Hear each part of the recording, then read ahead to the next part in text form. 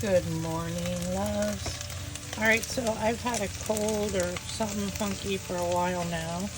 I'm making some sausage and potatoes for breakfast, but also I'm making some cough syrup. So my friend Carrie at Anarchy Apothecary gave me this wild cherry bark, elderberry, licorice root, ginger, and fennel. And then I added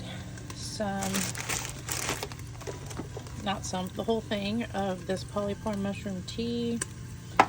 And I added some dried cranberries from my Christmas cranberry wreaths. I'm going to put more cranberries in there. And if y'all remember when I went on that crazy dehydrate stuff on my dashboard of my car, so I have all these dehydrated berries and grapes and figs and blueberries. And I'm going to add all that in there. I also have been drinking a lot of tart cherry juice, which is helping my plantar fasciitis a ton. And also makes a great mocktail for bedtime. So this is starting to boil. Oh yeah, I added some fresh turmeric and ginger root to this as well.